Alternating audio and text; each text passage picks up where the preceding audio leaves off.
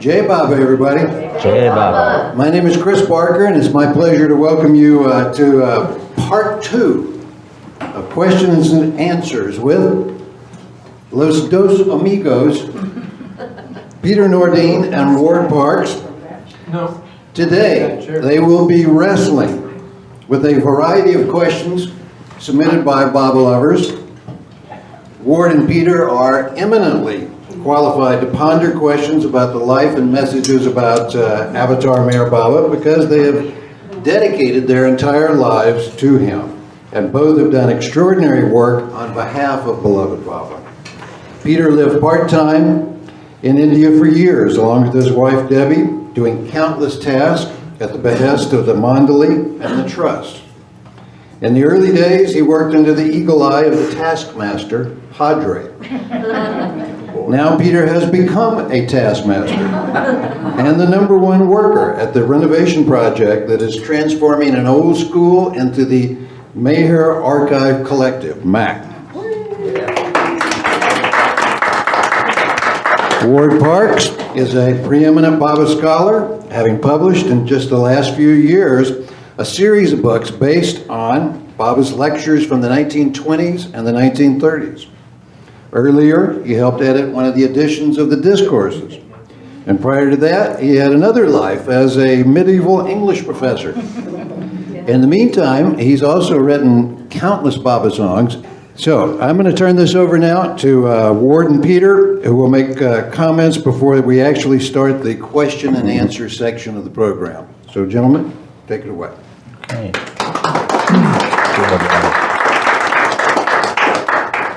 Well, thanks for coming, and it's nice to be having another event in this format. I was thinking about what to say at the outset, and I have 3 kind of unrelated quick points that came to mind, although they are all related under this theme.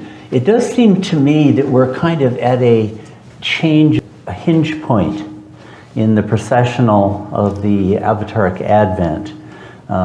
I mean, it's been kind of obvious for some time, but the Mandali are all gone now, and there are going to be very big changes that happen within the community of Baba's lovers. So these are just 3 points that came to my mind related to this in one way or another. One is a kind of like with the questions and answers like this, I think it might be worth articulating what has been kind of obvious all along, but might need to be said more now. And that is a distinction between 2 kinds of knowledge.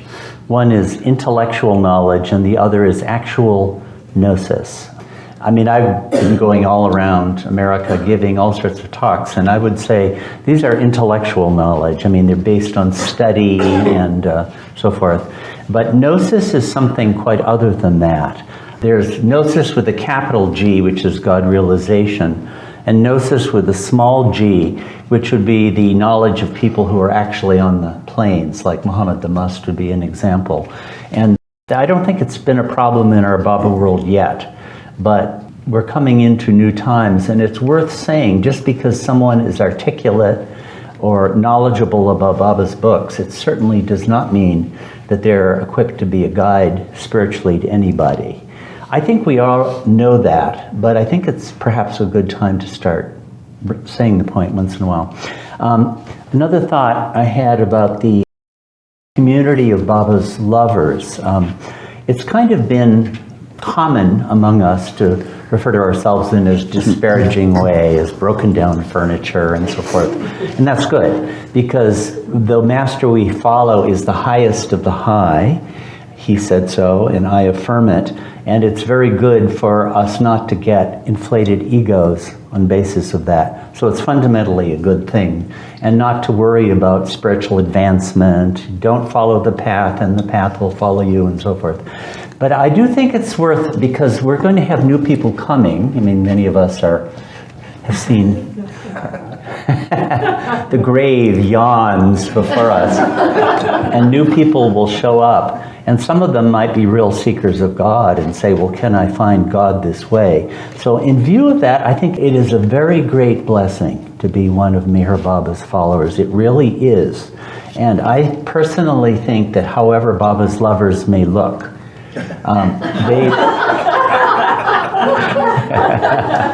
which may not always be the most impressive thing in the whole world. In fact, what I think is there is a long road people have pursued to get into his fold. And I also think we're in an age in which his lovers are people who he has selected who have a link with him. And with that, it's just my own opinion, but that won't be the case when millions of people come to Baba, but it is the case now. And in view of that, there really is a responsibility which his lovers bear to try to uphold him. And what the most important single point that comes to my mind is to hold on to his Dhamma. It all comes down to that. Love, obedience, and surrender. He's called upon us to do all of those things. But whether you get an A+ on those three or an F on those three, holding on to his Dhamma can be done really by anyone. And I, again, have no way of knowing this. This is a donkey braying here. But I personally feel that Baba's lovers have a role today, even in his universal work, as representing humanity or the people. He's doing his work on the world. We have no idea what it is. The world seems to be in a mad state. But I do feel that when his lovers hold on to his Dhamman, we make ourselves useful in his work, and it really is an important thing to do. And the last point is on the question of Baba's Mandali, who have played such a huge role in our community life, as rightly they should. These are giants, spiritual giants, and giants in his work, and will also serve as models for all of humanity for all the future. At the same time, sometimes it happens in our Baba world that the people who have met Baba's Mandali talk about it all the time, and newcomers will feel, hey, I guess I'm not as good as you are, or I've been left out, or something like that. And that is something I do think we need to be aware of. The avatar is big league. People are going to come to the avatar from all over the place. Some of them will be his lovers from previous lifetimes, or even his disciples from previous lifetimes. Others might be someone completely different than that. Look at the Masts. They weren't his Mandali or his lovers in the ordinary sense. How about the Saliks, who we never even knew about? Baba's fold will incorporate everybody. So it is important for us not to get a kind of an in-group spirit where people who come who don't have a particular kind of past with Baba's lovers or disciples aren't attracted to it. We remember they too are his, and he is really and truly for everybody. And I think this will become more important now because as time goes on, the door is going to open wider and wider and wider. And we're going to get all sorts of people showing up who haven't shown up in the past. So those are some opening thoughts. Just to make a few comments on what Ward's remarks were, I agree totally with what he says. The thing about Baba's lovers is at this point, from the time he was in his body up till this time, it's not for everybody. These people are people who have a deep inner inspiration. There's some type of inspirational epiphany that draws them to him. And this is why it is cleaner now. It's free of so many things. You mentioned that some of Baba's lovers seem to be eccentric at some time, and it's true.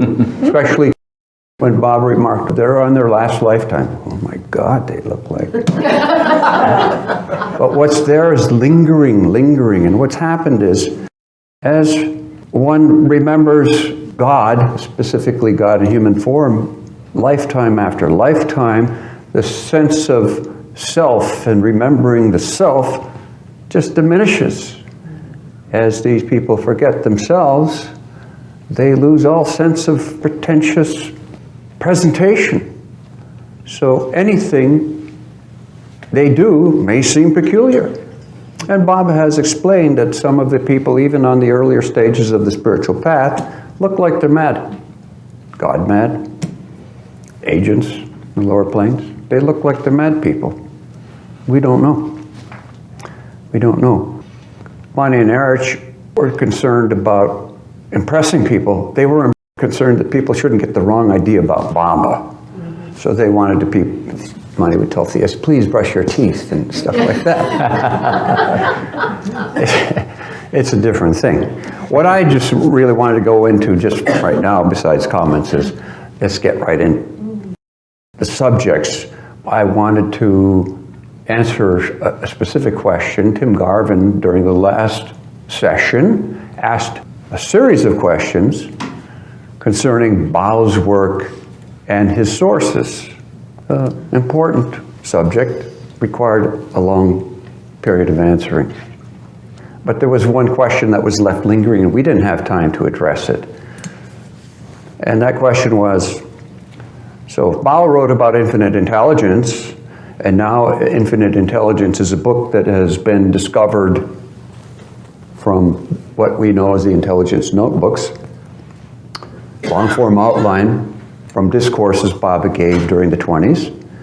He probably, people are saying, he probably saw those and got the idea and wrote it himself and said Baba gave it to him. Didn't he have access to those things?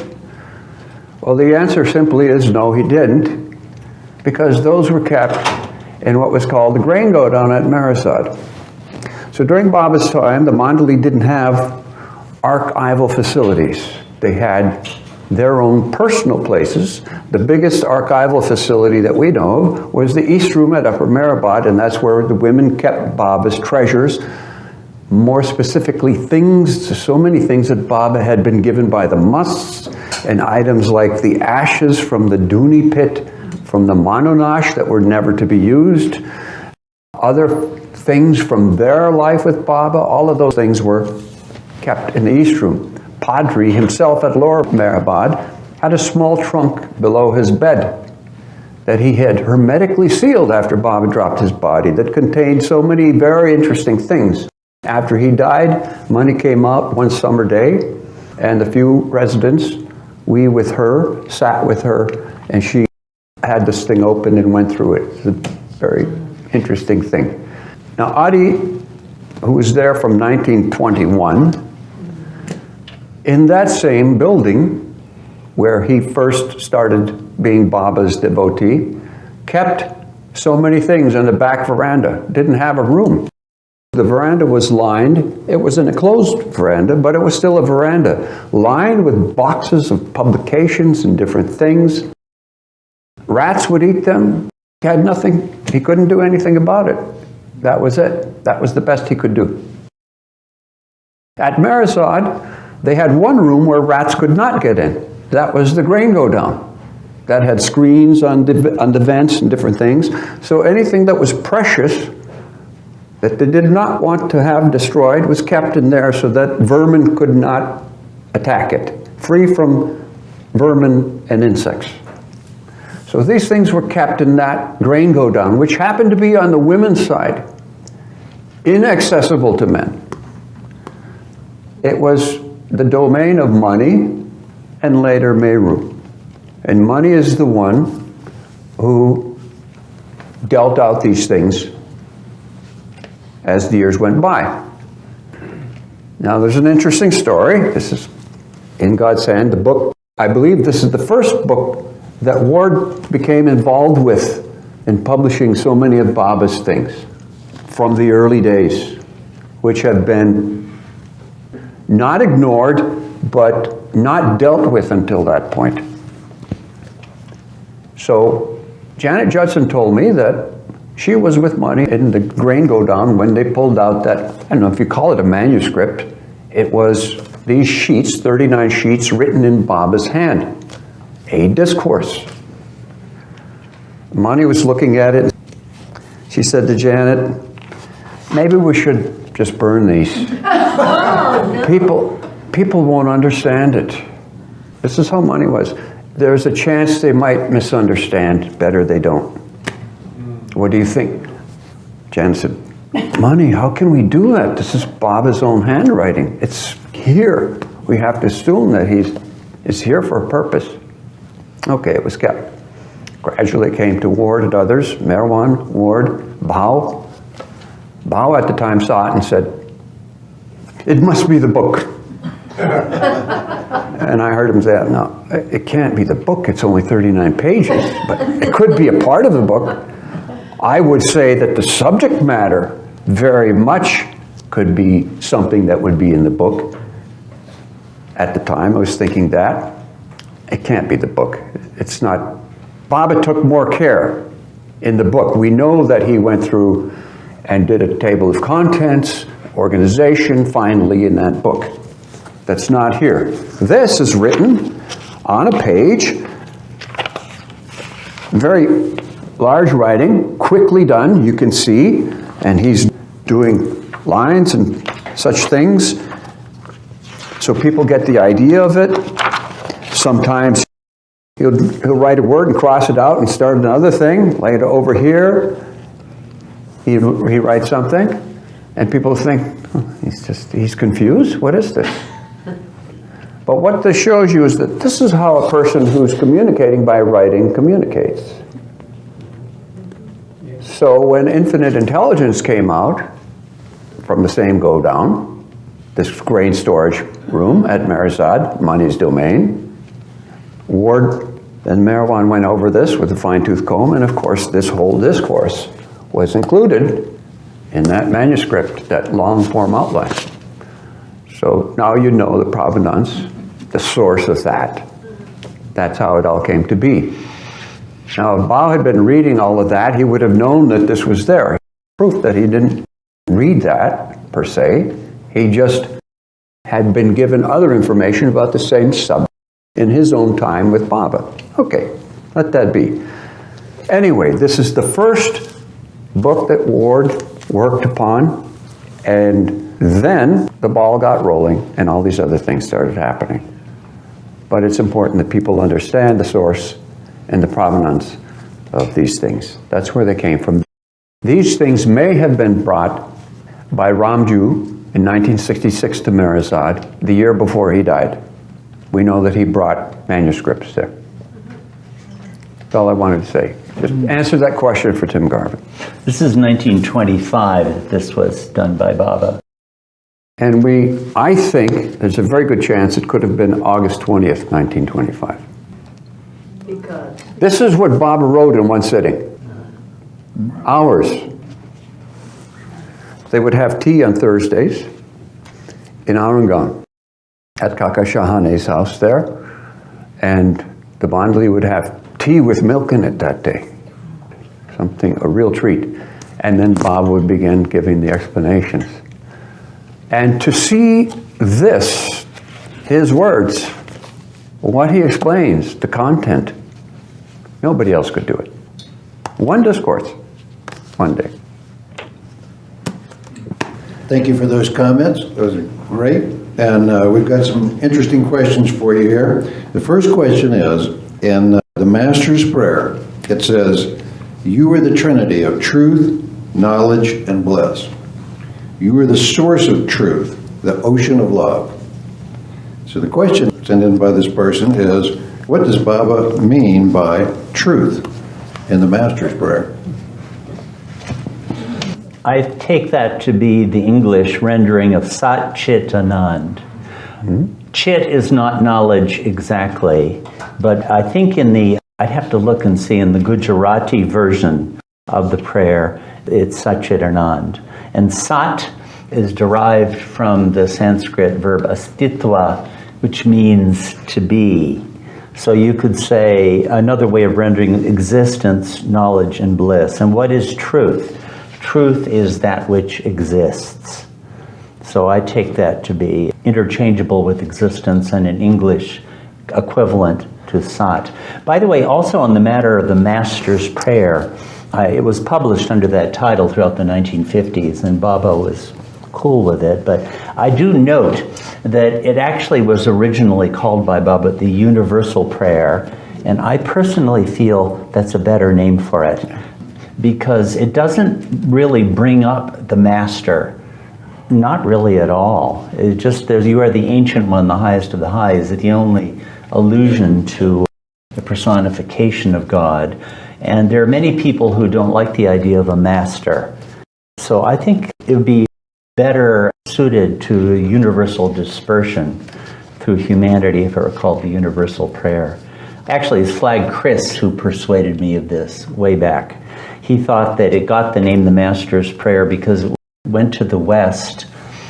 People there were, oh, the Master gave us this prayer. Yes, sort of, that kind of language was there. And so, oh, it's the Master's Prayer. And Baba never complained, so it's not like he wanted it to be otherwise. But I personally think the original name is better. It would serve Baba's work better. It's my personal take. Yes, so truth means truth with a capital T. Right. Not just truth. Truth in our world is truth based upon a recognition of facts and all that, which is only a reflection of real truth with the capital T, ultimate reality. Yeah, the existence of God. I also heard that prayer referred to as the Oparvartikar prayer line in there. Parvartikar prayer. Yeah. It often gets called that. So Satchitananda was the phrase that Baba used often, and he included the English in the universal prayer. I've forgotten whether he first dictated this in English or Gujarati. Do you happen to remember? English and some Gujarati notes that were translated. But it was in English in 53, August, Dehradun. Apparently the repentance prayer was first dictated in Gujarati. I remember Erich saying that. Here's another question for you. In 1937, Mayor Baba said, real healing is spiritual healing, whereby the soul, becoming free from desires, doubts, and hallucinations, enjoys the eternal bliss of God. Untimely physical healing might retard the spiritual healing. If born willingly, physical and mental suffering can make one worthy of receiving spiritual healing. Consider mental and physical sufferings as gifts from God, which, if accepted gracefully, lead to everlasting happiness. And the question that was sent in is, did Baba ever give any hint about what untimely physical healing might be? Yes, so what the context of this most likely is, as you know, healing, there are a number of people who do energy healing and all of that stuff. There were remarks made by Upasni Maharaj about how dangerous being a doctor can be. Because these persons are undergoing suffering for their own benefit, and if you interfere, you could take on some of those impressions. The trick is proper motive. If this doctor, out of compassion, is treating people, he's free. He's not collecting impressions. If this doctor is thinking about, a few more $1,000, I'll get that boat. What time is my golf game? He's going to suffer.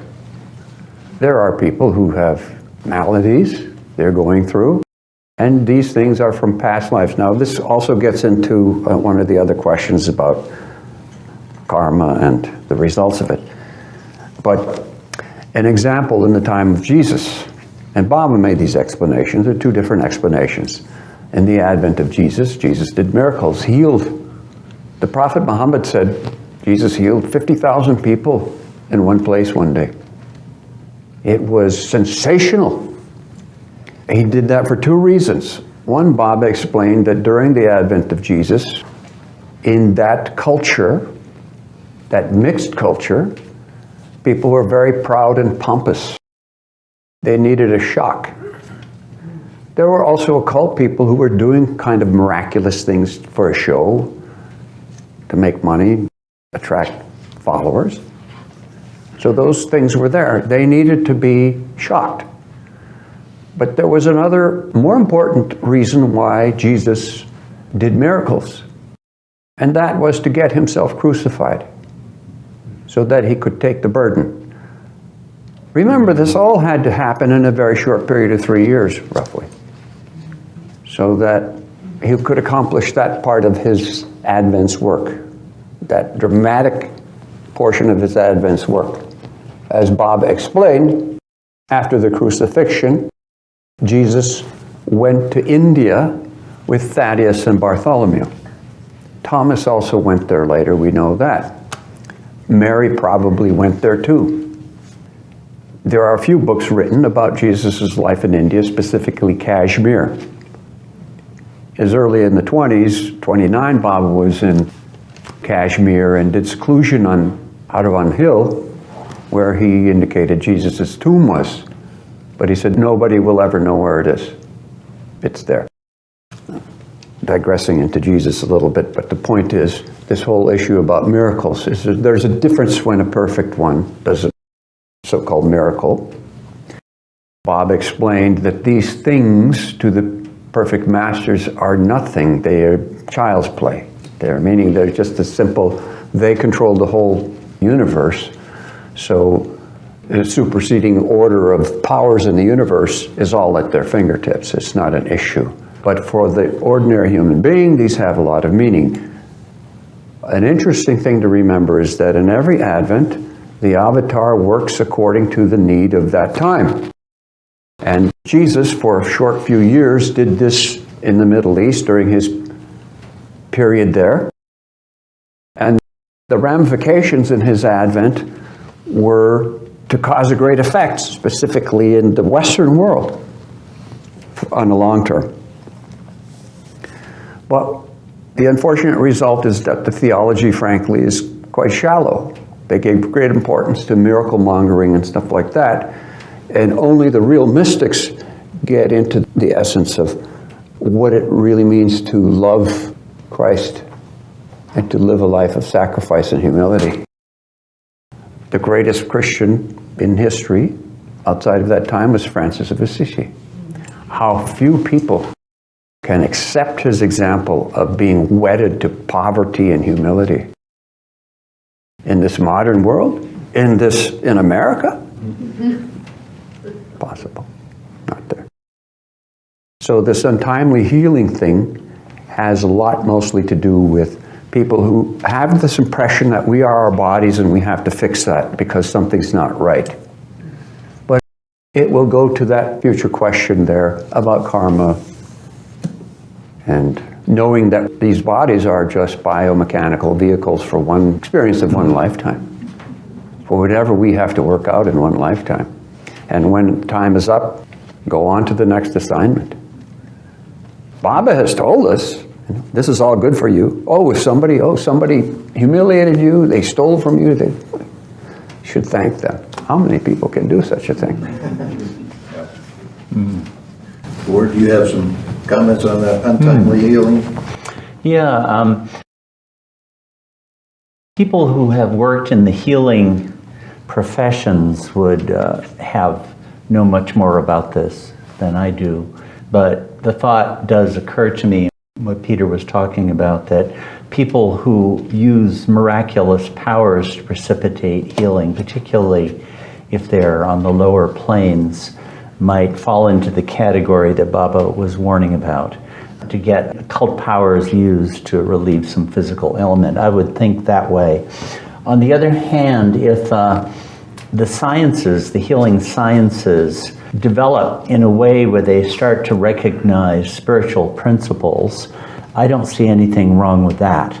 Like if there's a kind of healing that recognizes that the physical body is a manifestation of pran, and certain sciences develop that start to work with that in a non-occult way, that seems to me like a natural form of development, and I wouldn't see anything wrong with that.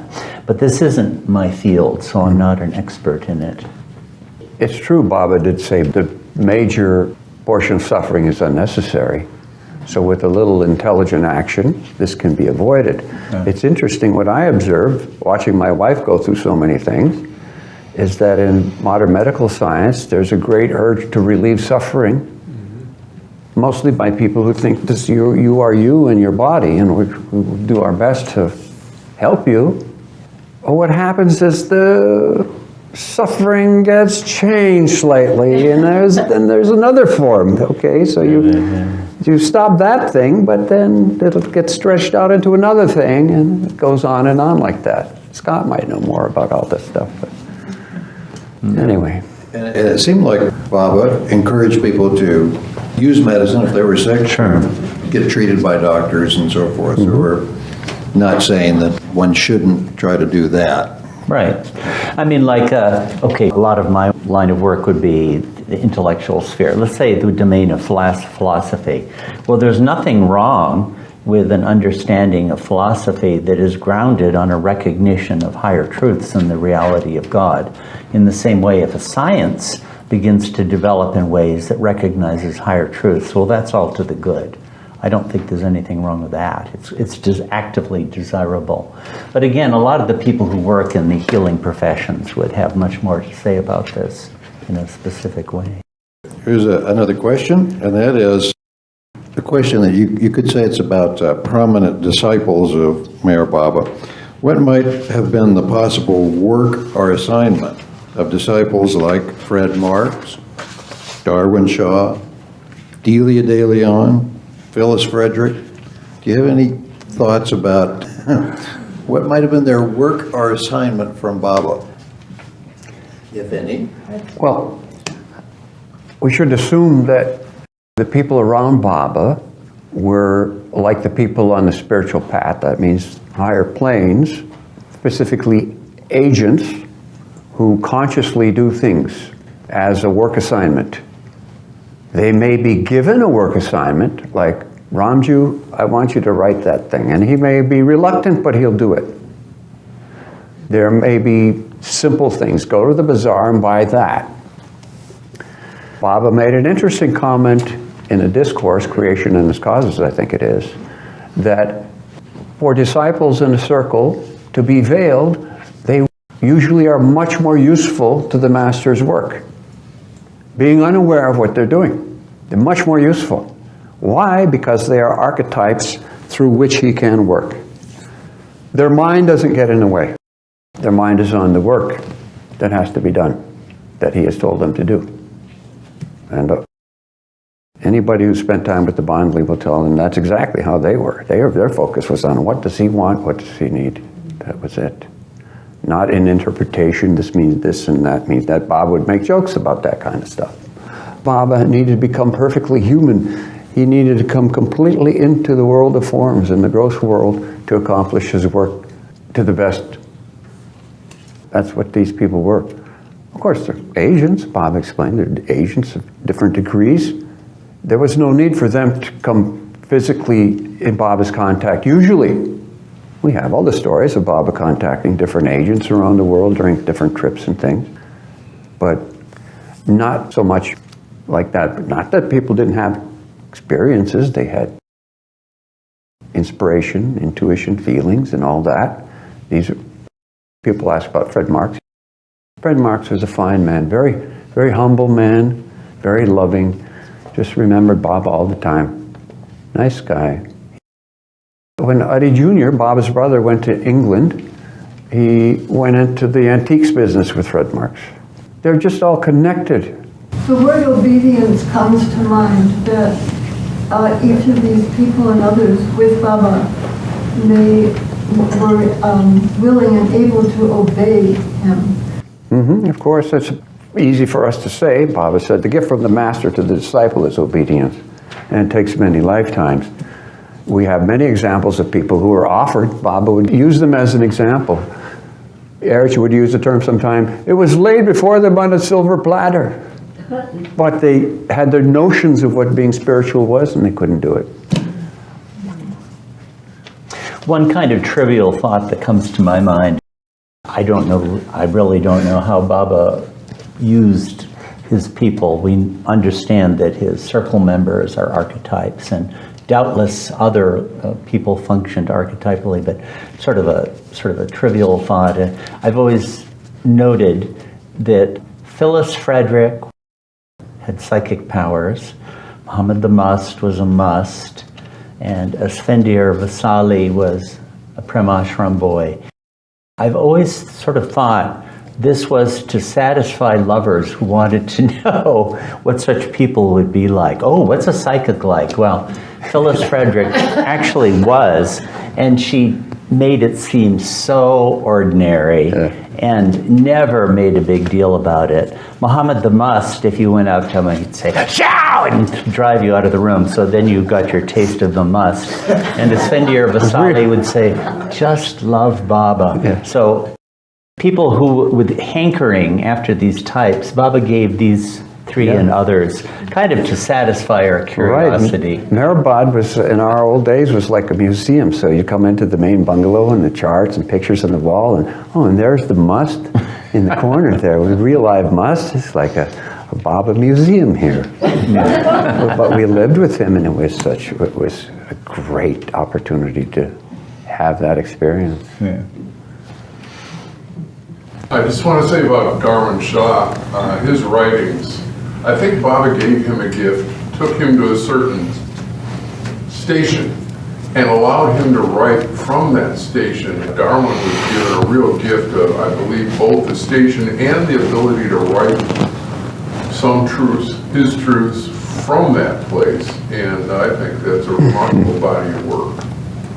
According to Hoshang Barucha, who was shown this list of circle members, both Darwin and Jean were in Baba's circle of 120, the broad circle. Baba explained in his discourse on the circle, not the avatar circle, but the previous one, the circle, that circle members of a perfect master, the avatar, are those people that have earned the right for God realization through such great efforts in past lives. It's not an accident. In that process, they are condensed, or I don't know what is the proper word to use there, but they are condensed into the proper personality type that fits their role in the circle. So that the masters, perfect masters, the avatar specifically, may use them as archetypes to work through them and reach deeply into humanity through all their personal connections. Their prarabdha has been transmuted into vijnani sanskaras, which means, as Baba explains, they can never collect new sanskaras because their minds are so now that they can only work towards the master and not towards anything else. So they can never accumulate new impressions. They can only spend what's left. And in the process of that spending is how the master uses them as archetypes to reach deeply into humanity and accomplish his work. You can find discussion of this in the discourse, The Circles of the Avatar. Here's a question about the path. Baba seems to have used that term somewhat loosely at times. In God Speaks, he says that the path begins when one is on the plains. But at other times, he spoke to his followers as if they were already on the path. He would mention the path that you're on and so forth. So the question is are we ordinary Baba lovers on the path? Or is the path only for those rare individuals who are on the plains? And what does the path mean to you? We are not consciously on the spiritual path. At most, we might get very occasional glimpses of something, but we are not consciously on the spiritual path as Baba's lovers because, as he said, his people are most useful if they're veiled, ordinary, so that in the trenches of the gross world, they can be used for his work. There is work on the plains that has to be done, and that is generally done by those persons who are independent of the avatar as a master. Not the master of masters, but as a master personally. Often that's the case. Agents, musts, people like that. It's a different path. The path that Baba lovers follow, Baba says, is it keeps them veiled because Baba's description of the path, the spiritual path, is real illusion. And the ordinary world is false illusion. So the difference is, it's real illusion. It's closer to reality, but it's still illusion. Bob has beautifully described different types of pilgrims, different types of persons who traverse the path in the Wayfarers, in his discourse in the Wayfarers. Bob had talked to his people and mentioned the path. We don't know. They're ordinary people, but they're not ordinary in the ordinary sense of the word. So-and-so is the last lifetime. Oh yeah, he's going to be a perfect master next lifetime. Baba didn't say this openly and casually, but it came out from time to time. This information came out. Obviously, just one ordinary person doesn't suddenly become a perfect master. There's got to be a tremendous past there that has brought them to that place. There has to be a tremendous path that brings anybody to Meher Baba, while the world isn't following him. The word has mentioned, yes, okay, when the world begins to follow Baba, it'll be different. Not just looking at him. When we follow Baba, we have to have the discernment to be free of distractions of the world. As more and more of the world influences, this will be precipitated, no doubt, by great disintegration and destruction in the world of forms. But as all that happens and people sort through their distractions, they will come closer and closer to truth. That will bring them to Baba. That also has to do simultaneously with what he explained as this period of grace after he drops his body that gradually dissipates till 100 years after he has dropped his body. Manifestation to the world. Yeah. The word path is one the Baba used polyvalently in different ways, but the most strict meaning, as Peter was talking about, actually is the path, conscious path through the planes of consciousness, from the first to the sixth, culminating in the plane of God realization. And as to Baba's lovers, it always seems to me that Baba tended to de-emphasize the path for his lovers, because I think it's better for us and it's better for his work if we don't think about that. Because if we did, there would be I remember when people first come to, I'll say of myself, but there are others, when you first come to Baba, at least way back, I was way up on the plains. And very quickly, I fell. Which plane am I on?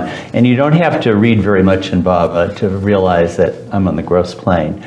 Because it's actually better. I think spiritual pride and spiritual ambition are two of the greatest obstacles to real spiritual growth.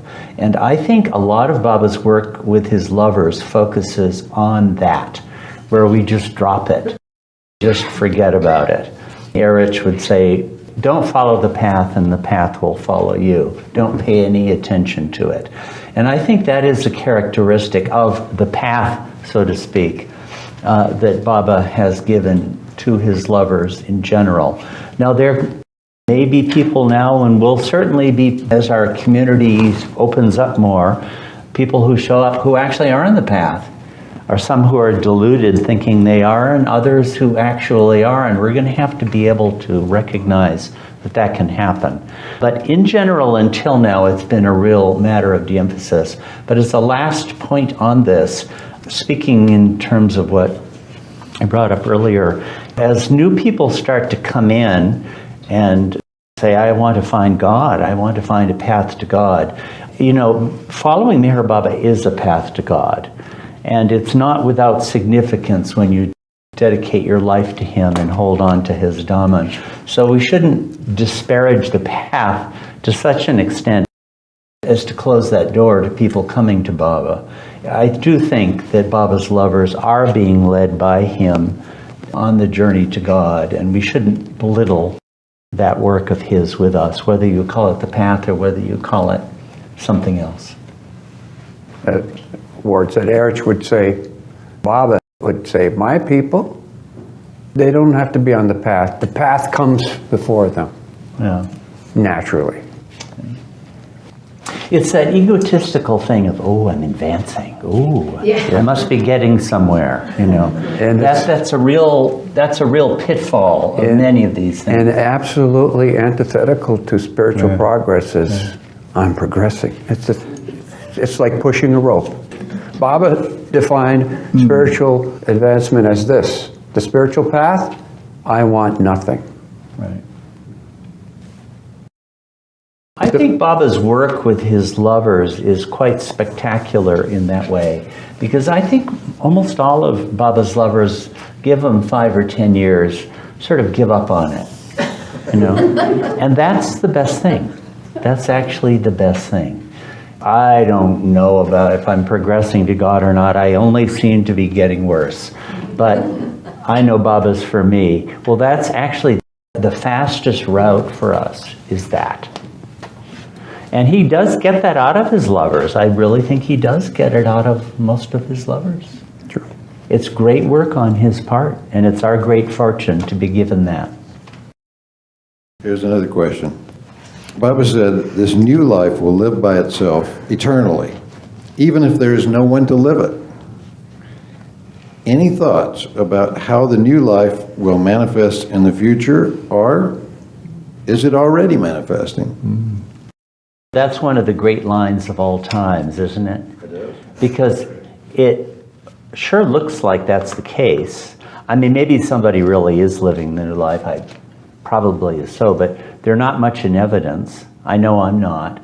And yet, it does seem like the new life is overtaking us, whether we want it or not. The world is collapsing all around us, and helplessness and hopelessness looks more and more in prospect. And so many of those themes of the new life are overtaking humanity as a whole.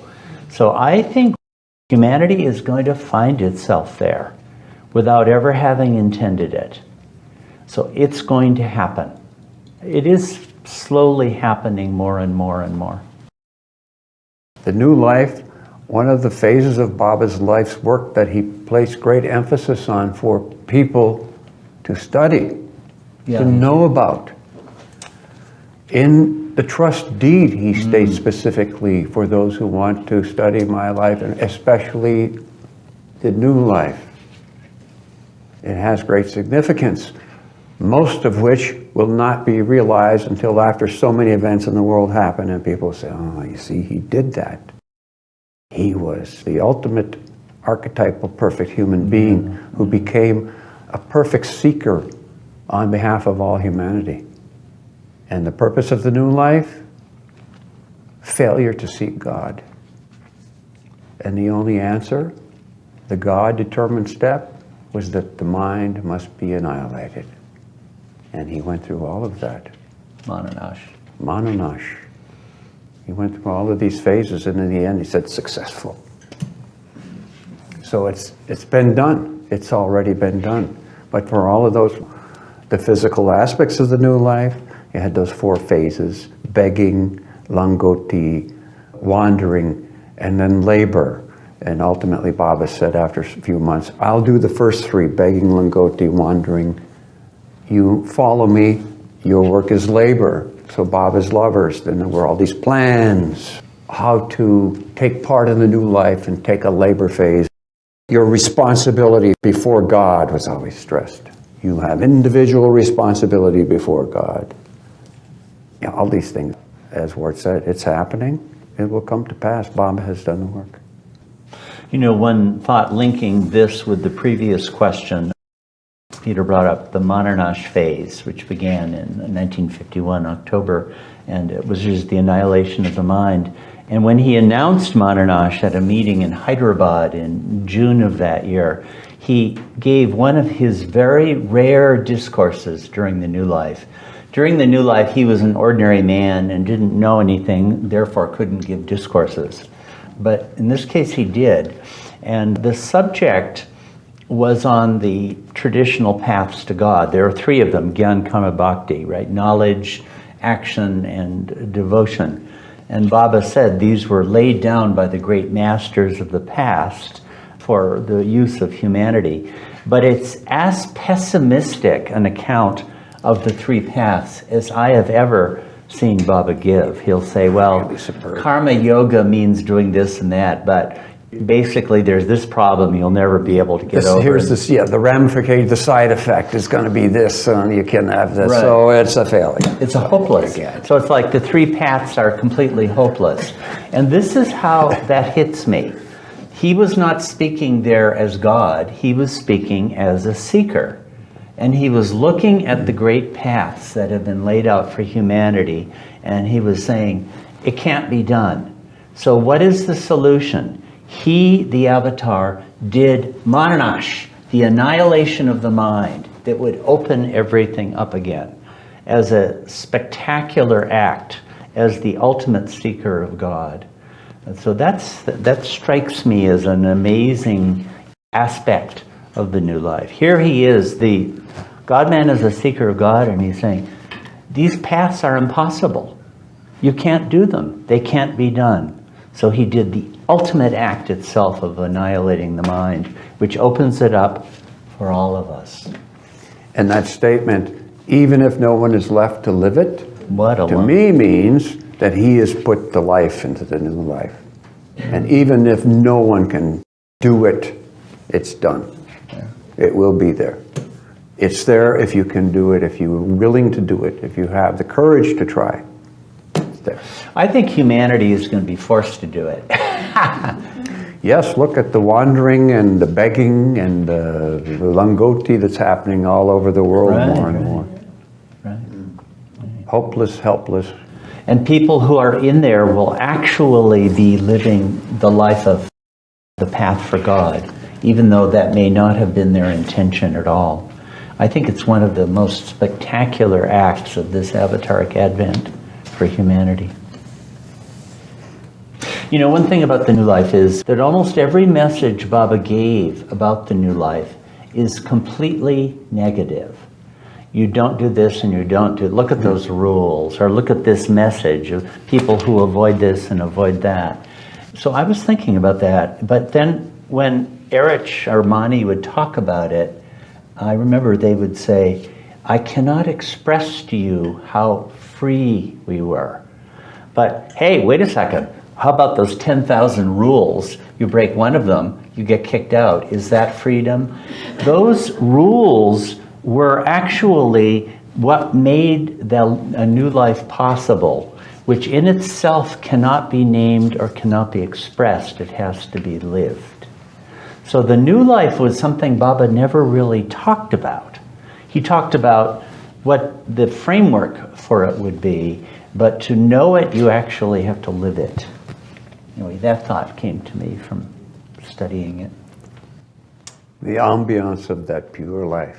Right. Yeah, there's that fragrance that it has. Here's another question for you. The avatar is continuously present in the hearts of his lovers. Question is, but does Meher Baba have currently any form whatsoever in the rest of the universe? Subtle or mental or any form or essence at all in the universe outside the hearts of his lovers? You want to start, or Well, I'll say this much. Questions like this, again, I just don't know unless Baba has said so. But I do have this thought that the 10th state of God is, I personally think, the avataric form. The 10 states of God. Now, perfect masters are also in the 10th state of God. But I personally feel that they are manifestations of the avatar. So I think as the 10th state of God, he is always here. That's my own opinion. in God Speaks, Baba has given so many charts and diagrams, and regarding perfect masters, including the avatar, there's a series of circles also showing the bodies, Right. whatever they take, the aspects and the bodies that they take. In the 4 journeys, Baba has explained other things about this, but we don't know necessarily that he drops all of these things before he goes to infinite, eternal avatar consciousness until the perfect masters pull him down again.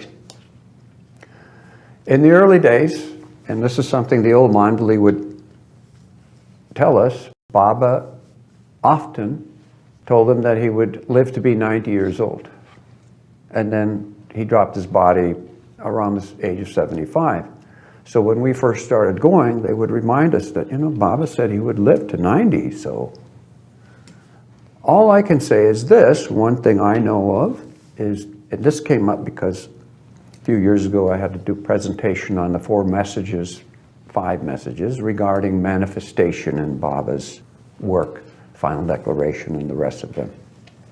After Baba dropped his body and people were somber, Muhammad Mast was there at Mehrabad. Well, he was in a good mood. And the day before, when Padri was called there, Muhammad asked Padri, "Where are you going?" He said, "I'm going to Pimplegam. Dada has called me. He's coming here tomorrow to be with Gustachi." Didn't know what that meant at the time. After Baba dropped his body, Muhammad Mast was in a good mood. And he talked to a few people, like Sheila Fenster, one of them. "Why are you, Baba has dropped his body. Dada is everywhere now. He's come, he's here, he's there, he's all around here. Today he is everywhere. In the mental world, he was everywhere. The gross world, he's in that body, in the tomb, but in the mental world, he was everywhere. How about the subtle world? Don't know. He dropped his physical body. Did he drop the other things? Don't know. But Bao had also, he wouldn't talk about this much, but he had the same feeling that Baba retained. What we know for sure is he dropped his physical body. What else he dropped, we don't know, but it has to do with the timing of his work, the release of his work, the manifestation and all that. This is Muhammad Mast's eyewitness account from the 5th plane. That's all we can say. Ad Mehrabad, when he was there. So, as Ward says, the rest is speculation to us, but this is an interesting subject that Christina Riley has brought up in this question that people have been thinking about for a long time, and it's one of those things. Huh? Interesting. We don't know. You know, the 10 States of God chart, which in this feature replicates that element from the booklet, The Divine Theme, which also had a chart, represents the master in terms of 7 concentric circles. And you could say this is a portrait of who Meher Baba is, analytically done. There's the gross body, the subtle body, the mental body. He had those 3 bodies in the same ways that we do. But then there was a universal body, a universal mind, a infinite divine ego, and then infinite consciousness. So this is sort of deviating from the question, but nonetheless, I think that chart is really quite an important one. I think when in the future, when people start to raise questions, well, Meher Baba was infinite intelligence. Why couldn't he spell the word intelligence correctly? Because he didn't, he would misspell it. And that, we've not really had to deal with that yet, but in the future we will. And I personally feel that was coming from what? The mental body of Merwan Shariar Rani, who misspelled words sometimes. But when he was operating from the universal mind, he would give responses suited to the universal mind. So we don't know how the avatar works. I imagine all these circles in his identity are coming into play all the time through the course of his life as a man. I think in the future, you know, his advent unfolds and new aspects of him become visible that were not visible in the past. There'll be people who really start to unpack a lot of this and start to explain it. We'll have the Ibn Arabis who will come along and say, oh, you don't understand, well, Baba was doing this. it's not been the prerogative of those who were close to him to have access to this because they were dealing with him personally.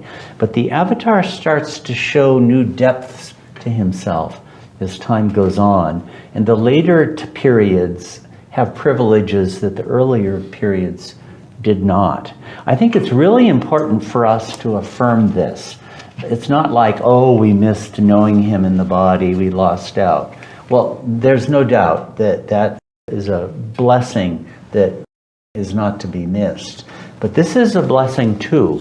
And when Baba shows his godhood more and more, it was for that he came as a man. Here's an interesting question that has been batted around for centuries, millennia: predestination versus free will. What perspectives does Meher Baba's Darshana give us on the ancient conundrum of predestination versus free will? Baba's explanations on karma and free will seem to imply that everything is predestined. Not a leaf moves but through his will. Does his Darshana accord any scope for free will and individual agency, or is free will merely an illusion? Well, of course, it's all an illusion because it's an illusion, but free will seems real in the short-term journey of illusion. Baba used an analogy which his brother Jal would like to repeat. Frogs in the well of illusion. So a frog is in a well, and the frog says, I'm free. I've got the whole world here. I can swim from this side to that side anytime I like. I've got plenty of things I want to eat here, right in here. I can go wherever I want. I'm free. But there's a whole universe outside of his well that he has no awareness of. So that term, frogs in the well of illusion, that's what Jal used to like to say. So, of course, there's predestination, but then ultimately it's only you. It's not really free will because nothing ever happens anyway. Because in infinite consciousness, there's only eternal now, which everything is. And all of these apparent things happening and separateness is just a mirage. It's just nothing. In the existence of the soul in separateness, there is one exercise of free will. Baba has stated it. Surrender is a gift from the disciple to the master. That's it. It's the only exercise of free will. So he has to wait for that readiness from each one. Surrender is a gift from the disciple to the master. Otherwise, what are you saying? There's no free will. I've just decided I want to do this. Oh, you did? Why did you decide that? Because I felt like it. What made you feel like that? Well, oh, you had a desire. Why did you have a desire to do? I don't know. I wanted to. It's sanskaras. It's just sanskaras. So, I did this. You're caught. Yeah, I would develop on what you said in this way, particularly in the matter of surrender. On the level of the empirical individual, that is an ordinary person, uninformed by any knowledge on this subject, I have limited free will, bounded by external and internal constraints. Like, I want to rob a bank, and I'm constrained by the fact that the police arrest me, let's say. Or I want to write a piece of music greater than Beethoven's Ninth Symphony, and I'm constrained by the fact that I don't have the talent to do it. So I have certain but predestination doesn't come into the picture at all in the experience of most of us, right? Are you consciously aware of predestination? That comes in when we start to take Baba's account of sanskaras and karma. And on that level of truth, everything is predestined. like Peter was saying. If you have a desire to do something, well, that's because you have the sanskaras that forced you to have that desire. But there's a higher level of truth, I feel, where free will comes back into the picture. Free will is present to all of us in the whim of God that is moving in us all the time. What can be more free than a whim? And in what is the whim of God most truly to be found? In Baba's wish for us. And if we really attune ourselves by surrendering to his wish, we become free. That is free will. God's own will in creating the whole creation. And when we surrender to that and become perfect slaves to that, there we discover what is our own free will. So free will is actually the higher truth. So I sort of think, well, where do you want to take your stand?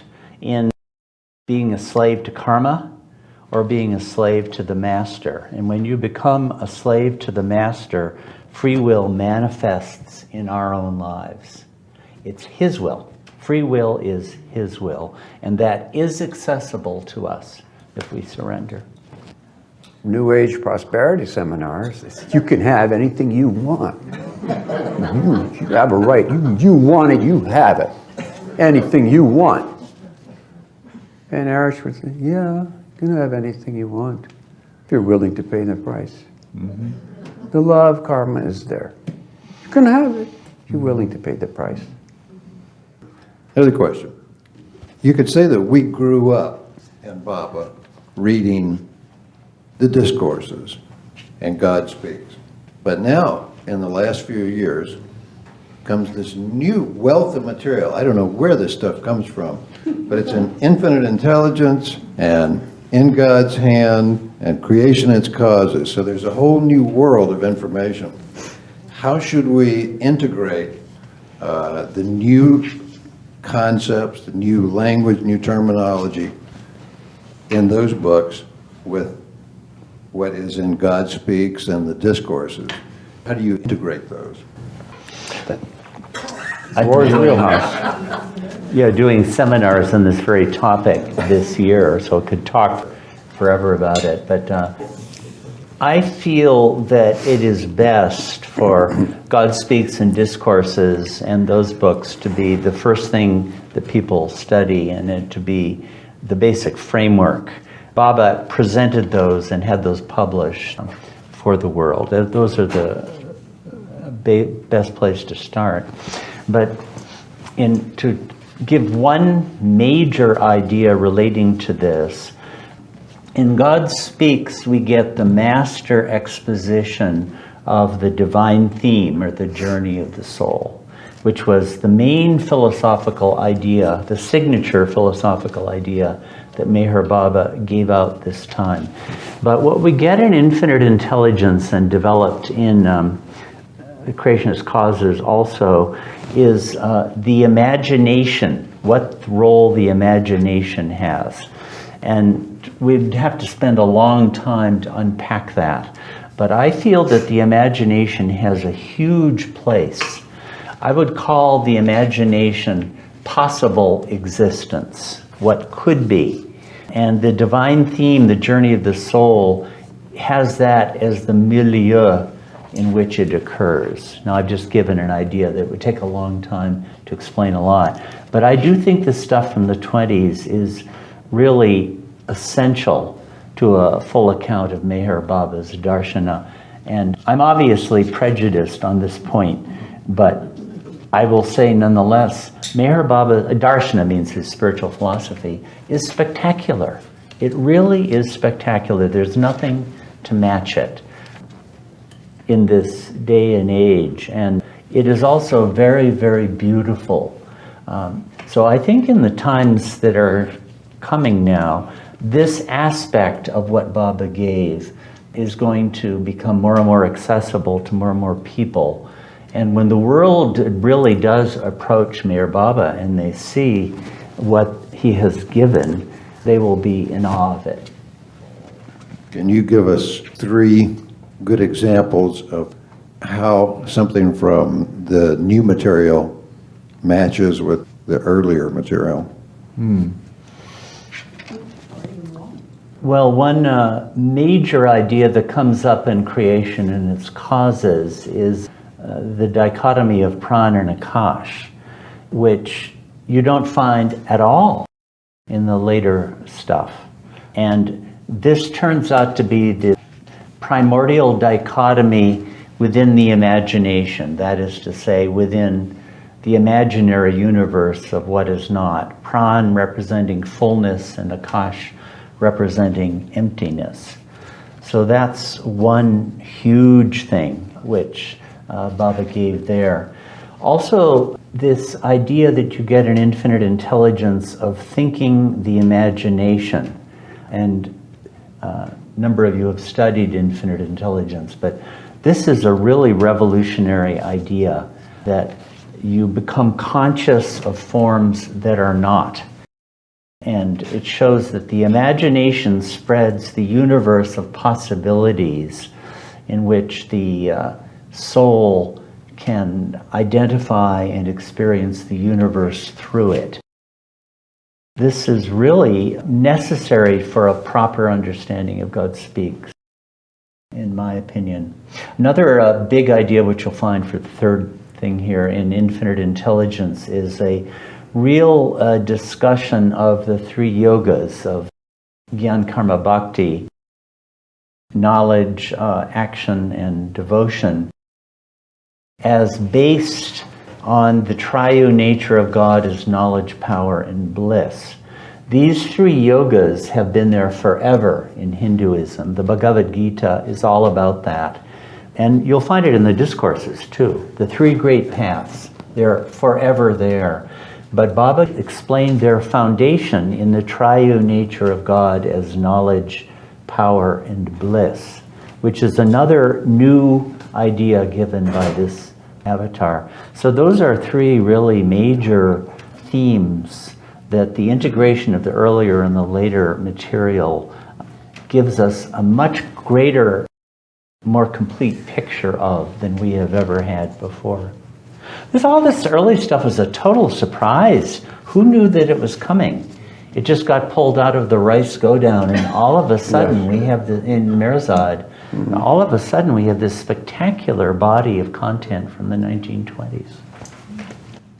And Baba purposely did not have it destroyed. He had it preserved. He called Ramju the year before he died to bring that material to Mirzad now. So there it was. Just to be developed at the right time. And ironically, I think this early stuff from the 1920s is much more accessible to humanity today than it would have been in earlier times. Sure. It's actually, when we have this, for example, all these strange developments in the world of physics, some of you may have read about, with quantum and quantum weirdness and all these sorts of things. Actually, infinite intelligence and creation and its causes would have seemed absolutely crazy to humanity 70, 80, 90 years ago. But now, if anyone were to say so, we could retort, well, it's no more crazy than modern physics is. It fits right in. So actually, this is a much better time for this material to have come out. There's a story in Buddhism that the Mahayana Sutras, which appeared 600, 700, 800 years after the death of the Buddha, were supposedly given by the Buddha, but stored in the realm of the Nagas. These are kind of divine serpents in some sort of a heavenly or diabolical sphere. And they got retrieved from there by the great Mahayana sages after 700, 800 years. I don't know, could be for all I know. But this sort of seems a bit like that. Baba had these things stowed away and were archivally preserved and came up 100 years later when humanity is much better fit to understand and receive them than humanity would have been even 40 years ago. Yeah. What has happened, the decades of wars and intellectual development, all of that had to happen as a preparation in the ordinary world. At the time Baba gave those explanations in the 20s, It's interesting that simultaneously a great surge in creativity in astrophysics and other things was beginning. Right then. Right then. It's impossible to force love. Love is a gift from the master to the man. In that case, how are we supposed to obey him when he asks us to love him more and more? What role can our conscious efforts and our will play in cultivating love? Yes.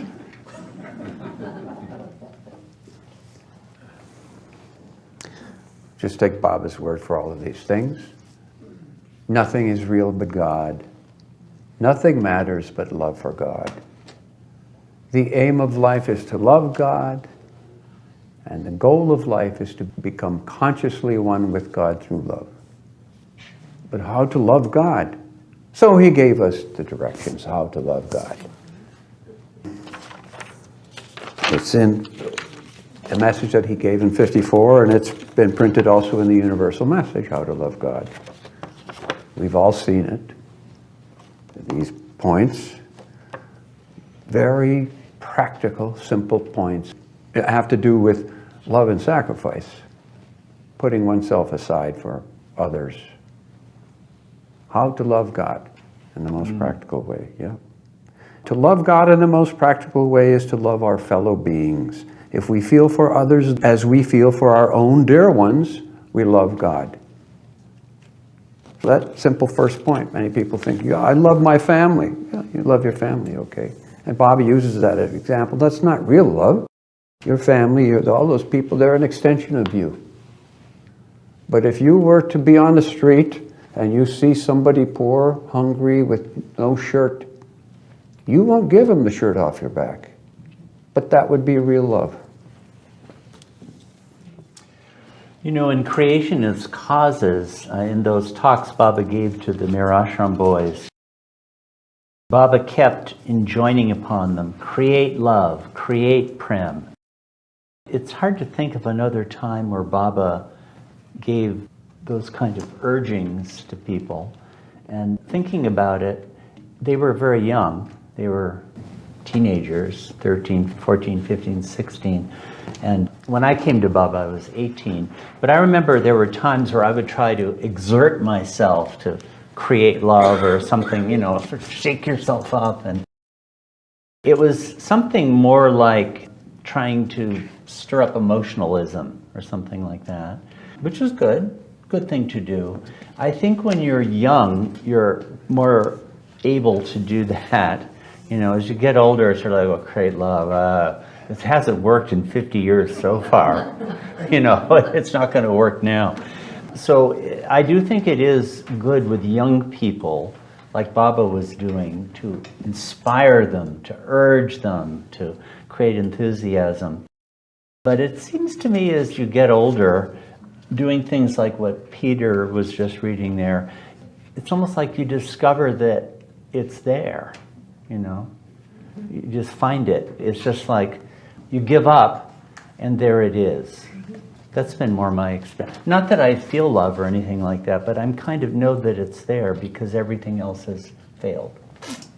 I think we're very used to it, and we don't pay attention to that. It's better if it's quiet. Yeah. It's a good question. I wish I knew the answers to things like that.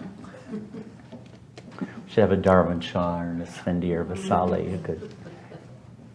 The dilemma for the human being is spiritually to forget oneself and then to find love, God, which is formless and attributeless ultimately. And how do you find that as an objective? So infinite, eternally impersonal God is brought down to become perfectly human. The perfect human being. So that human beings have the opportunity to love him.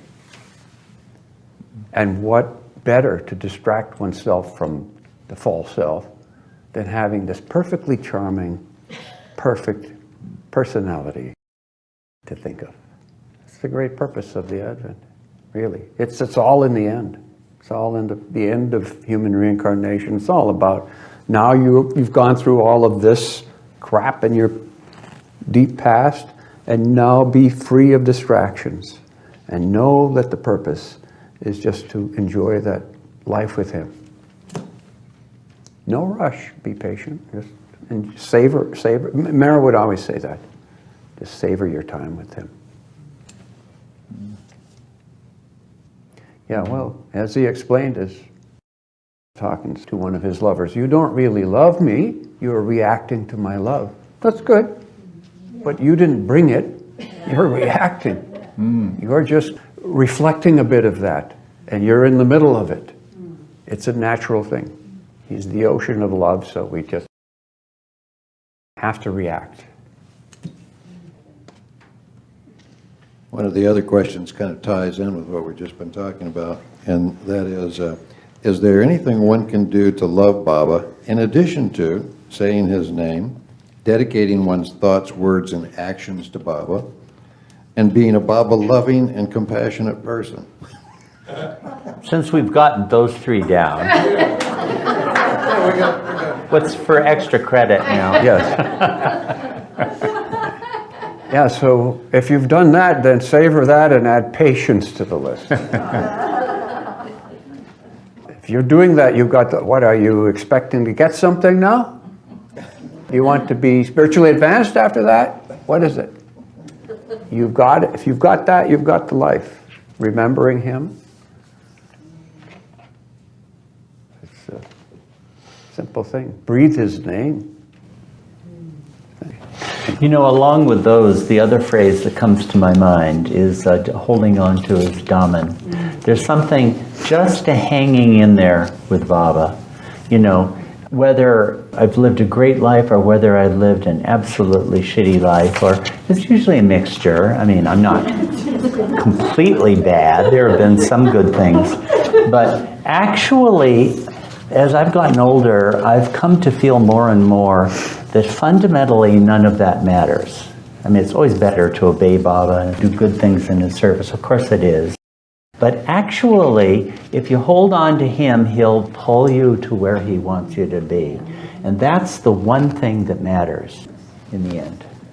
There's that marvelous analogy he gave of a train. You have an engine and one car is full of shit and another car is full of priceless gems and jewels, right? And well, whatever your car has got, if you're hooked up to the engine, he'll get you to where he wants you to be. And that, I think, is what really matters. Adi was fond of that analogy.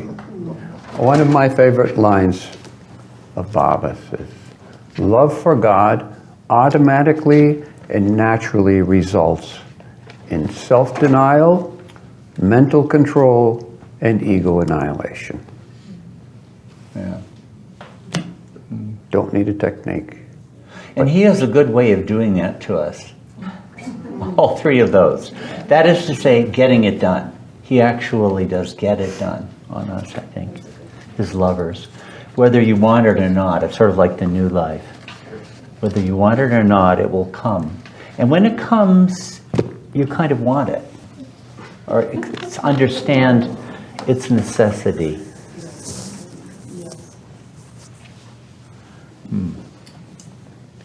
One of the main themes that runs through God Speaks and that Baba often emphasized was the divine theme, the journey of the soul. In other religions, do they have something that's comparable? How does it relate to other religions? How might it be used as something that could draw religions together, which Baba said he was going to do that like beads on one string. So how does that divine theme work in that context? Well, you know, it seems to me that Meher Baba was the first one ever to have given the divine theme. And I've been looking through the different traditions. There are pieces and parts and intimations, but he was the first one ever to have explained it.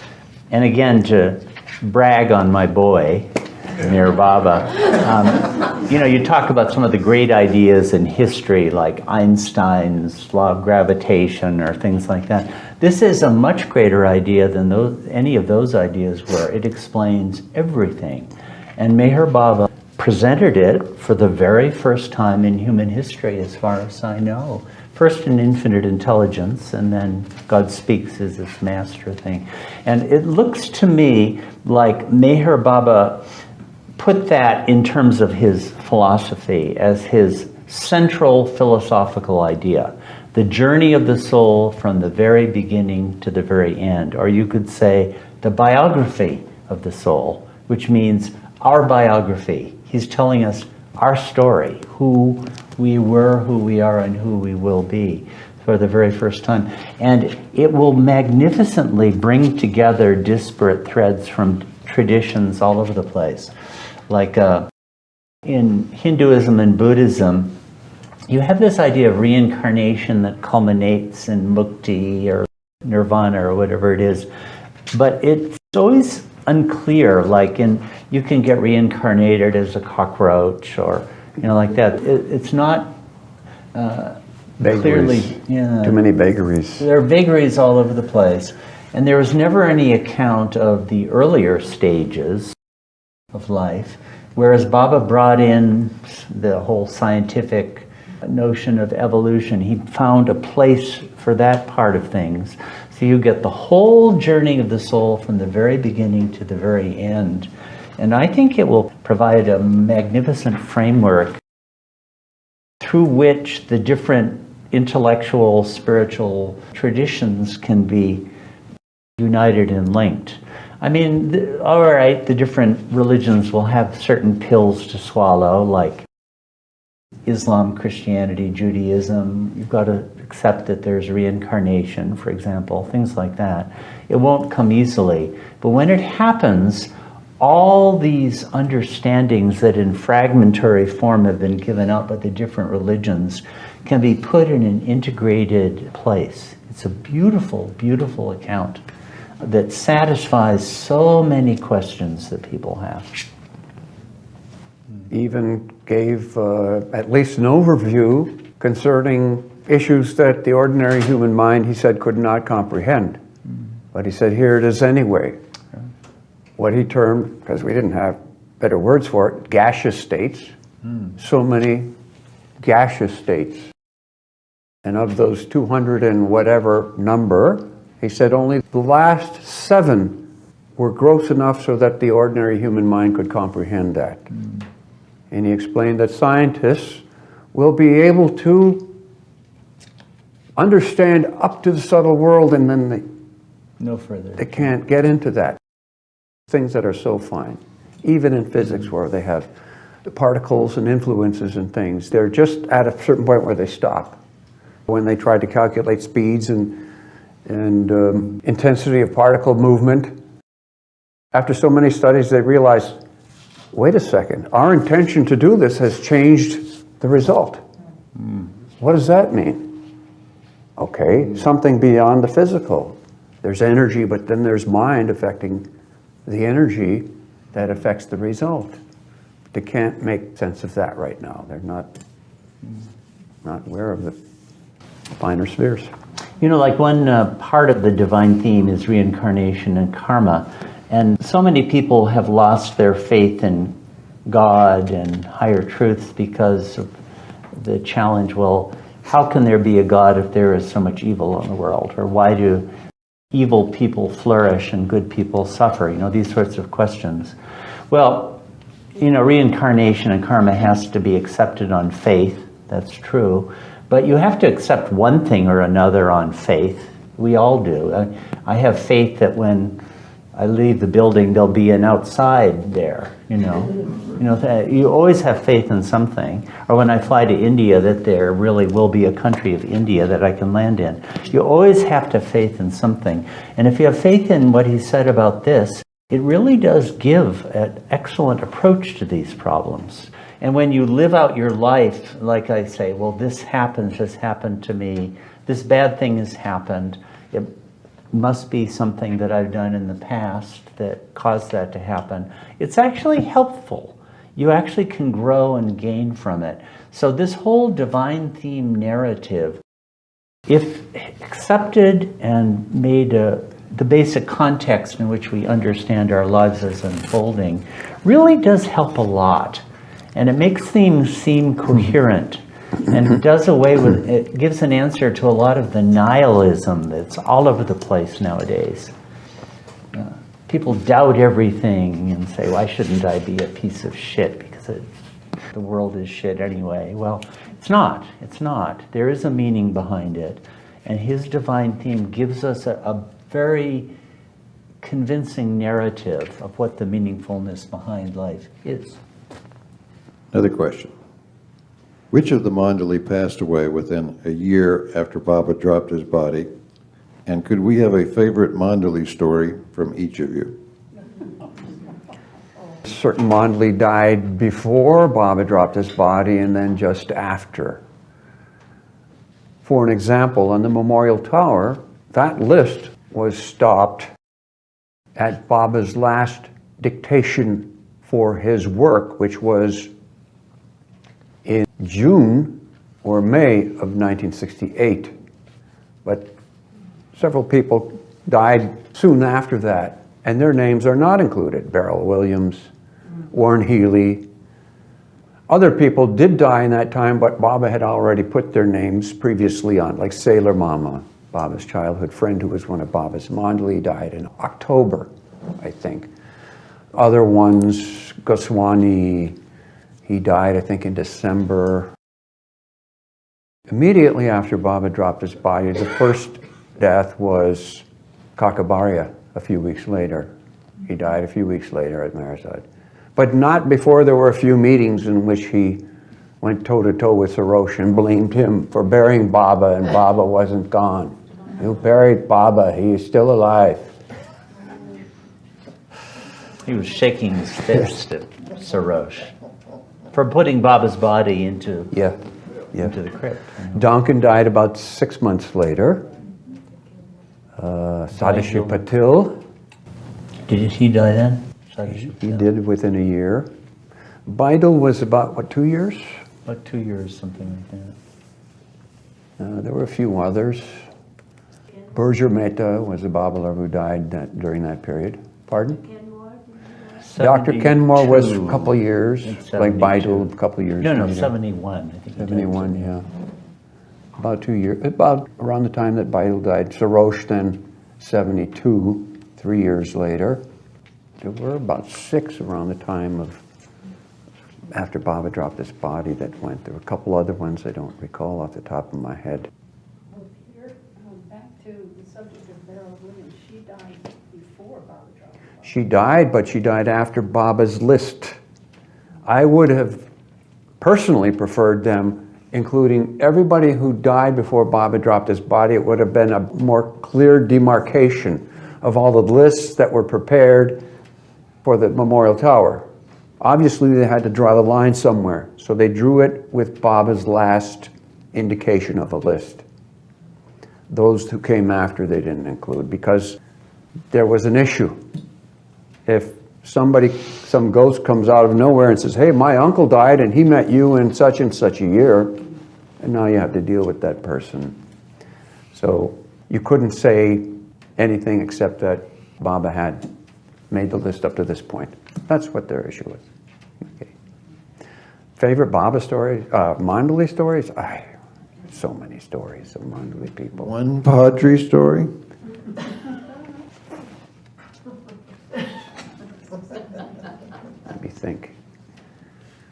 Let me think and look at the audience. Well, I can't tell.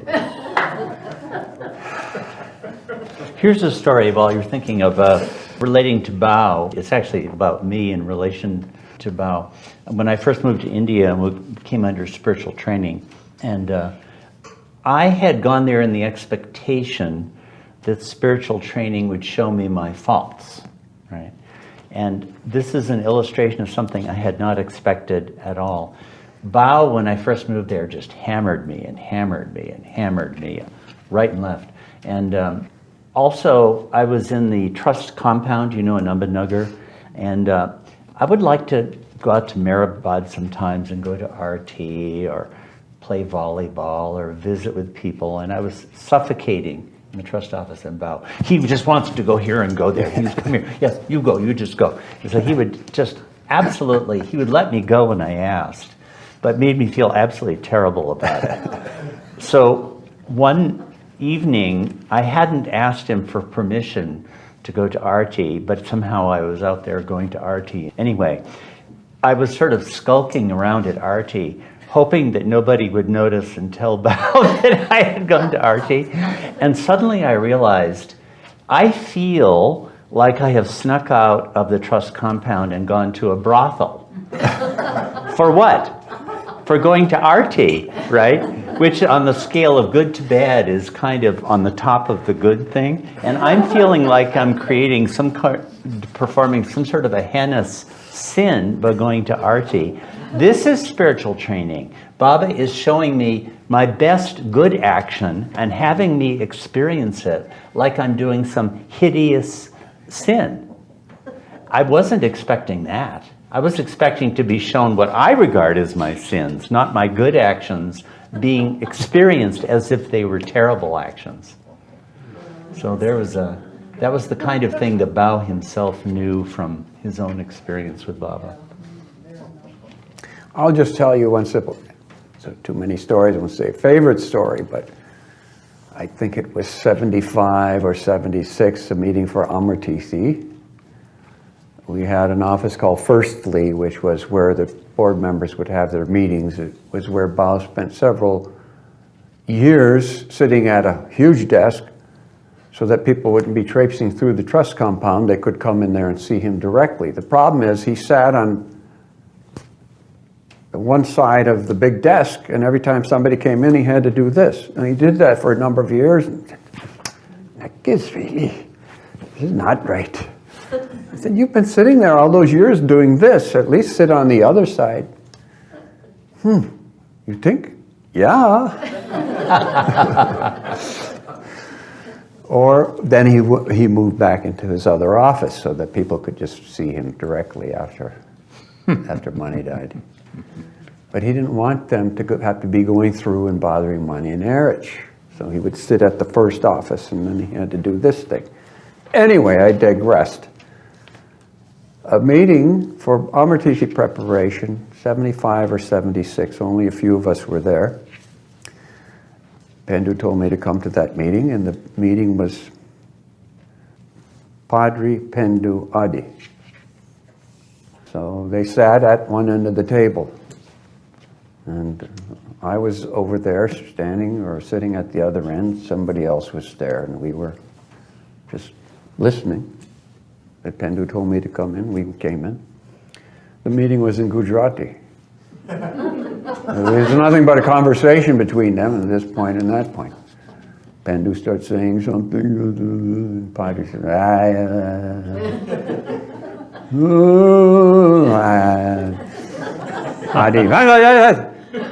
Suddenly there was an argument, and this one, and that one, and this one. And Padre said something, and then they all laughed. And Adi said a joke, some joking thing, and they laughed. And then Pendu said, okay, meeting's over. Is the meeting? Okay. Amartithis were simpler then. But it gave us a look at how these people dealt with each other. They were absolutely frank with each other, unconcerned about hurting that one's feelings or having their feelings hurt. Nothing like that. They were absolutely direct and frank with each other. Never held a grudge, ever. Because they knew each one was only for Baba. Baba forced that out of them. Yeah. I mean, if they were deferring to each other, Baba would not let them get away with it. Never. Final question. I've had enough of this illusory mess. How do I become a must?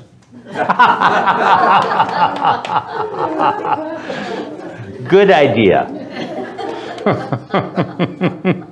Well, of course, if you're serious, you know Baba's answer on that. Find a nice latrine.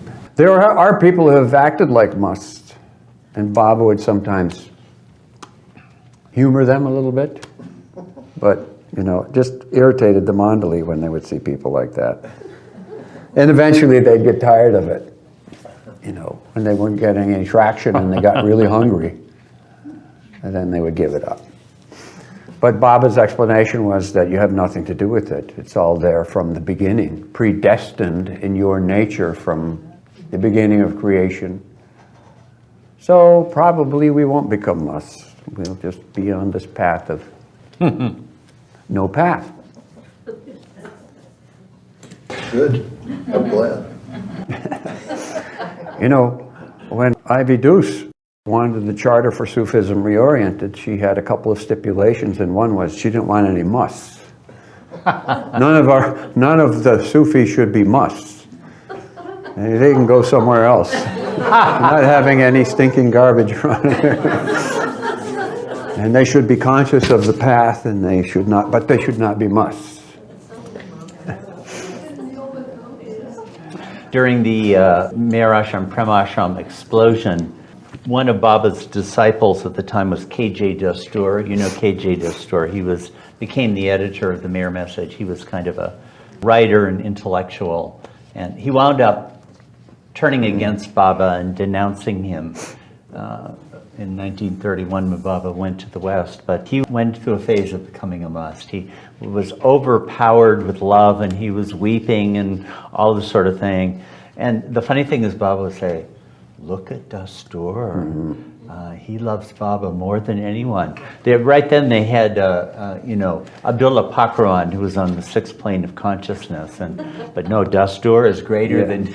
And Chanji would write these things in his diaries. Baba said that Dastur. I'm sure the other Mandali were, because Dastur was, to say the very least, irritated. One of these people, you know, he actually was hired to come to Mehrabad to do publication work some months before, and he reluctantly agreed, but he said he'd try it, and then he got into the groove, and then he became like that.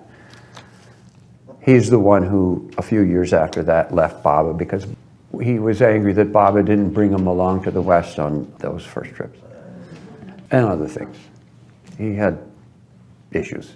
There was another one, actually his disciple Bailey, a lifelong disciple, who showed up, who was always, what do you say, a troublemaker. Yeah.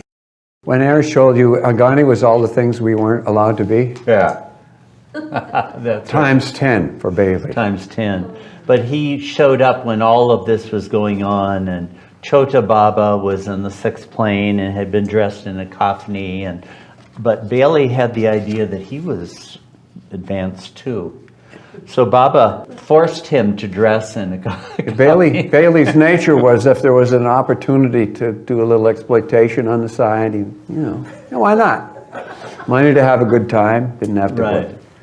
So, of course, this all got back to Baba, and Baba said, "Oh, you're guru now." Yeah. "No, Baba." "Well, where were you?" "What did you do?" "Oh, you did that. You said that. Put on a kafni." So Baba made him dress in a kafni, and all the Mandali were just laughing at him. Because the two who were in kafni were actually experiencing the highest planes of consciousness, and suddenly he was forced to dress. And like after a few days, Bailey begged Baba's forgiveness. "Please never make me wear this again."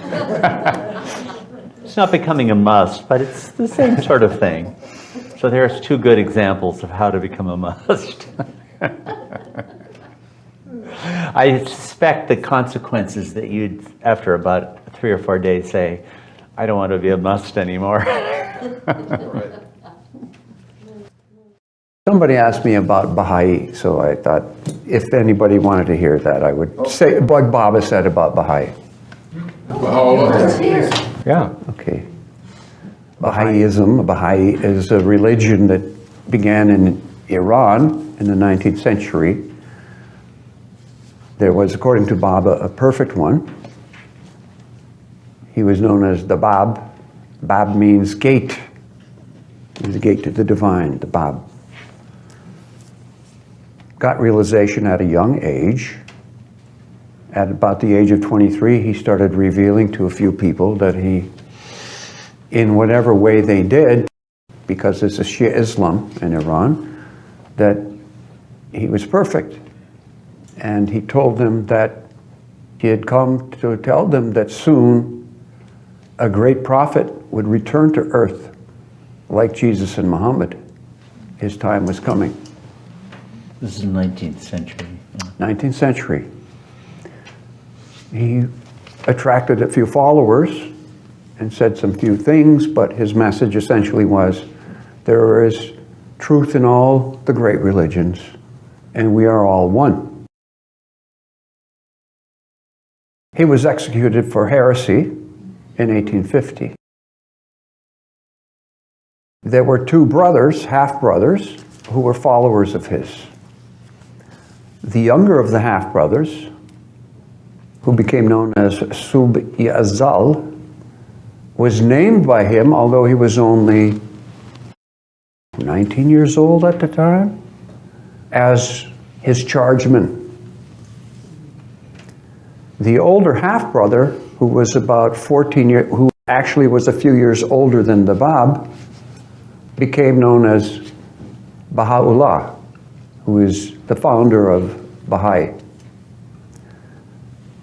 A few years after the Bab was executed, there was an uprising, an attempt to kill the Shah, to assassinate the Shah, by some of the Babi followers.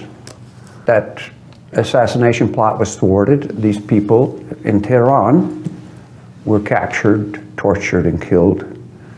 And this went on for some months, and tens of thousands of followers of the Bab were tortured and killed. An interesting thing about this story of the origins of this religion is that some of our connections are there also. Gulmai and Sunamasi's father, Behram, was a highly skilled woodworker. And he, as a young man, was doing fine quality projects for the Shah of Iran. But when this happened, this severe crackdown on these people, he got disgusted and left without even taking. Now the Shah would want to give him a gift. He refused it, didn't even take his final payment, and that's how Gulmai, Sunamasi, their family, their mother, father, came to, they were born in India, but her father, Behram, came there to get away from the Shah of the time. This is 1852. Interesting. What happened is, Baha'u'llah, who wasn't Baha'u'llah then yet, was captured and put in a dungeon. Sub-Yazal escaped and went to Baghdad. Baghdad was in the Ottoman Empire. There was the Persian kingdom, and then there was the Ottoman Empire. There were Sufis in Baghdad. So Sub escaped to Baghdad. Baha'u'llah was in dungeon, and it is there later that Baha'u'llah claimed that he had an epiphany, he had advancement, and that he was the Christ returned. He eventually escaped, also went to Baghdad. So the two half-brothers are there in Baghdad. When Sub-Yazal was born to the second or third wife of their father, his mother died at birth, so Baha'u'llah's mother raised Sub-Yazal as her own. And so they were really like brothers. That understanding should be there. They were, for all intent and purposes, they were brothers, same father, and really speaking, the same mother. Now in Baghdad at that time, we don't know if he was still there, but Gilori Shah grew up in Baghdad. There's another person in Baghdad with these spiritually advanced persons. They knew that Baghdad was the seat of these spiritual personalities. In 1853 then, Baha'u'llah revealed to a few of his followers that he felt he was the Messiah. In 1856, publicly. At the same time, Sub-Yazal, who had been named by the Bab as the rightful chargeman, there was this conflict happening. Sub-Yazal was a reclusive person who was staying mostly incognito. He would travel in the streets and he was reclusive. So all of these people who were still following them and depending upon them wanted a more overt leader.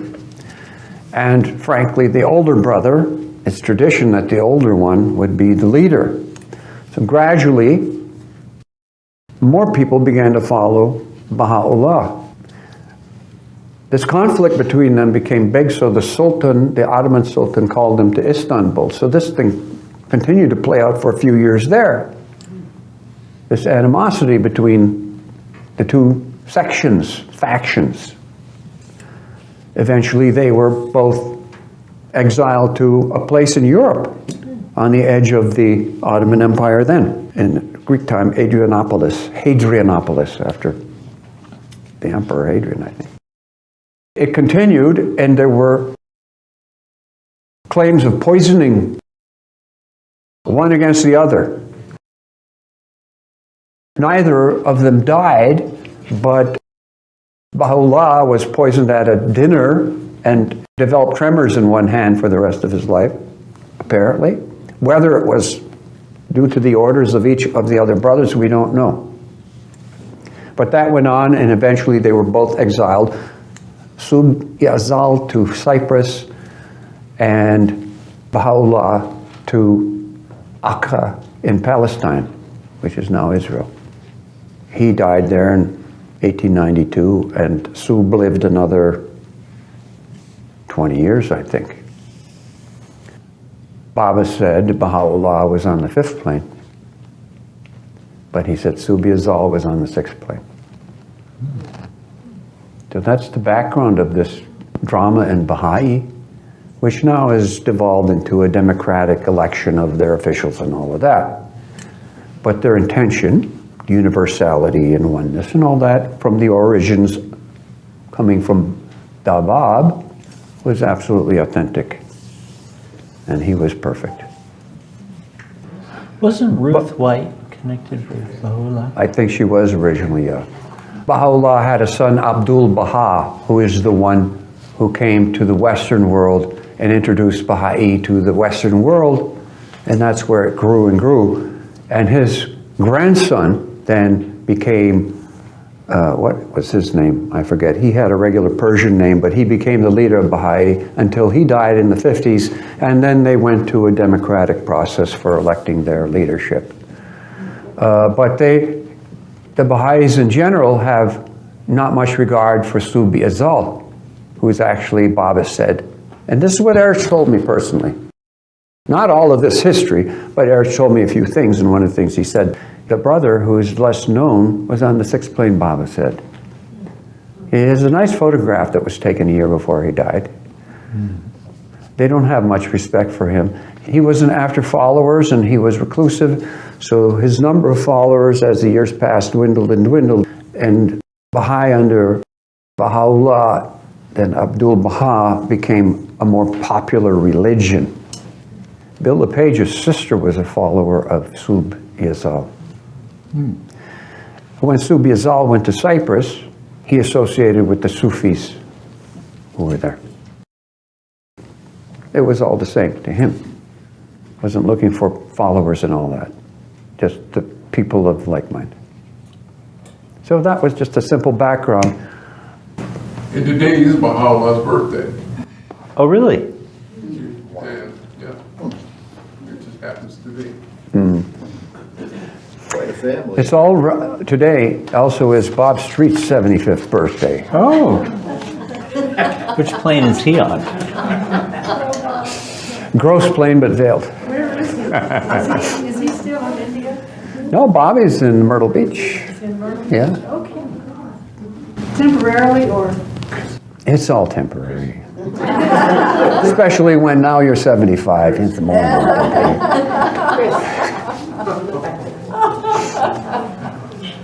Okay, well, thank you very much, guys. I really appreciate it. Thank you, everybody. Yay, Barbara.